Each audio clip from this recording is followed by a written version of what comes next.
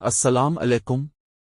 دوسری قسط میں نبی کریم کی ولادت باسعادت اور بچپن کے حالات پیش کرنے کا ارادہ تھا، لیکن مناسب خیال کیا کہ عرب کے قبائل اور معاشرتی حالات مختصراً پیش کرنا مناسب ہے، اس لیے پیش خدمت ہیں عرب قبائل اور معاشرتی حالات۔ جزر عرب، یہاں زندگی صرف زمین اور پانی پر نہیں بلکہ قبیلے پر چلتی تھی۔ ہر انسان کی پہچان اس کے قبیلے سے ہوتی تھی، قبیلہ ہی اس کی عزت، قبیلہ ہی اس کی طاقت تھا۔ اگر کوئی شخص کمزور ہوتا تو اس کا کوئی پرسان حال نہ ہوتا، لیکن جس کا قبیلہ مضبوط ہو وہی بااثر اور غالب سمجھا جاتا تھا۔ قبائلی نظام میں وفاداری سب سے بڑی چیز تھی۔ لوگ اپنے قبیلے کے لیے ہر حد تک جانے کو تیار رہتے تھے، چاہے وہ حق پر ہو یا باطل پر۔ معمولی بات پر بھی قبائل کے درمیان جنگیں شروع ہو جاتی۔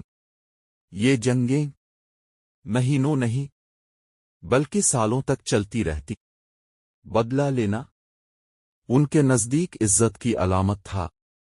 اگر کسی کو قتل کیا جاتا تو اس کا بدلہ لینا ضروری سمجھا جاتا تھا۔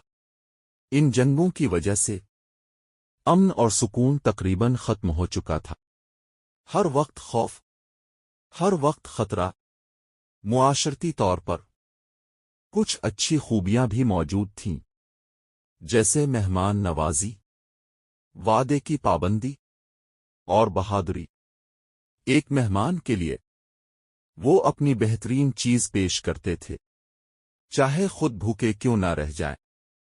لیکن دوسری طرف برائیاں بھی بہت زیادہ تھیں۔ شراب نوشی عام تھی، جوا کھیلا جاتا اور ظلم و زیادتی روز کا معمول تھا۔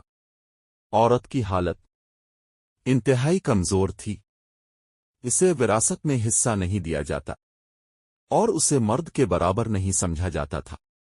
یہاں تک کہ کچھ لوگ بیٹی کی پیدائش کو عار سمجھتے اور اسے زندہ دفن کر دیتے۔ غلامی بھی عام تھی، کمزور لوگوں کو پکڑ کر غلام بنا لیا جاتا اور ان سے سخت مشقت لی جاتی تھی۔ تعلیم کا نظام نہ ہونے کے برابر تھا، بہت کم لوگ پڑھنا لکھنا جانتے تھے، لیکن عربوں کو اپنی زبان پر فخر تھا۔ وہ بہترین شاعر تھے اور اپنی شاعری کے ذریعے اپنی بہادری اور قبیلے کی شان بیان کرتے تھے۔ بازاروں اور میلوں میں شاعری کے مقابلے ہوتے، جہاں بڑے بڑے شاعر اپنا کلام سناتے۔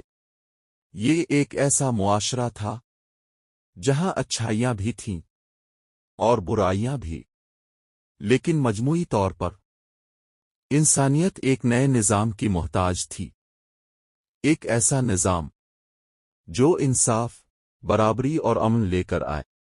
اور پھر وہ وقت قریب آ رہا تھا جب ایک عظیم انقلاب اس سرزمین سے اٹھنے والا تھا۔ اگلی قسط میں ہم جانیں گے نبی کریم کی ولادت باسعادت اور ابتدائی زندگی کے بارے میں۔ تب تک کے لیے اللہ حافظ و ناصر۔